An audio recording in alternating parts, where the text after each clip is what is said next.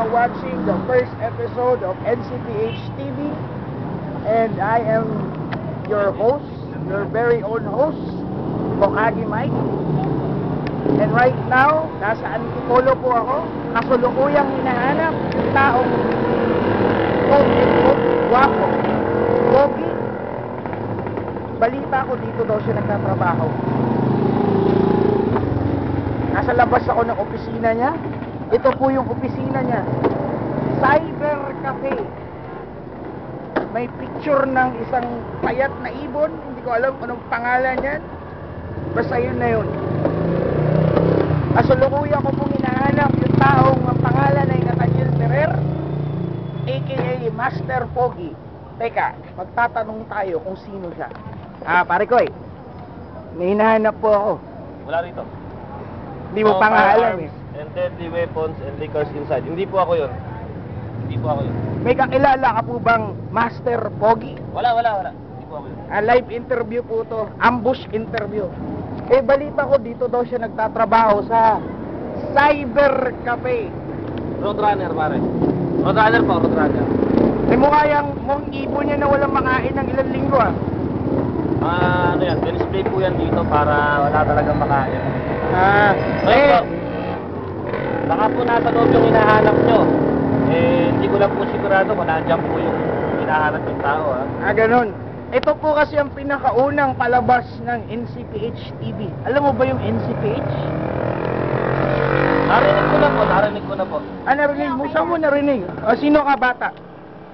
Akala ko may kinalaman ka sa paghahanap ko kay Pogi. Narinig ko na po yun, pero tanong nyo na lang po sa baka po nandiyan si Pogi. Okay. Ako po Kakap na po muna kayo, kasi yun, no firearms and deadly weapons. Napaka-stricto naman itong establishmento. Ano ba meron dito? Kasulukuyang po akong papasok sa opisina ni Master Pogi, pero hindi ko po siya makita. Ang dami niyang customer. Tago! Meron ulit. Manong! Hinahanap ko po yung taong Nathaniel Ferrer. Ay, ako po yun.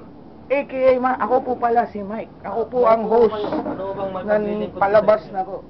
Meron po kaming tinatawag na NCPH TV. At ito po ang pinakaunang episode na ilo-launch namin. At nagkataon, ikaw ang pinakaunang guest. I-interviewin kita. Andito pala si Master Pogi. Bakit mas pogi ka sa personal? Kasi yan ang sikreto ng mga gwapo. Dahil kung walang gwapo, talagang wala po ako. Ganun ba yun? Paano naman si Ben Carlo? Ano masasabi mo sa kanya? Gwapo din daw siya.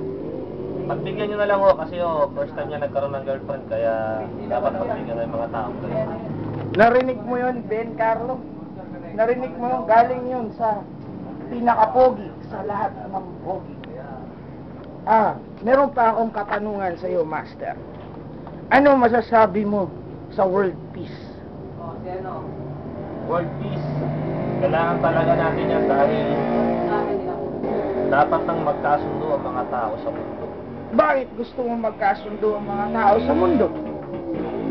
Dahil para magkaroon ng katahimikan, dahil nakakasawa na mga gerang nangyayari sa atin. Kabit-kabila, Mindanao, hindi magkasundo. Noon pa yan, nung hindi pa ako pinapanganak, kahit ikaw hindi ka pa pinapanganak, nandyan ang gulo niya. Lalo ngayon, nagkaagulo sa Libya dahil alam mo ang dahilan, gasolina, langis, yan ang ugat ng kaguluhan. Dapat talaga magkasundo, pero mukhang malabo na magkasundo ang buong mundo sa mga ganyang bagay. Dapat mag-usap, pero hindi natin alam. Mga lider ng mundo natin, nag-uusap-usap sila, pero hindi natin alam ang pinag-uusapan nila. UN, usap sila, pero wala tayong idea. Narinig niyo yun? Paputulin ko na, ang haba, ang dami sinabi. Pero narinig niyo yun? Hindi lang pala pagko-cosplay ang kayang gawin ni Master. Ngayon ko lang nalaman, ang pagiging pogi, meron din palang dalang utang.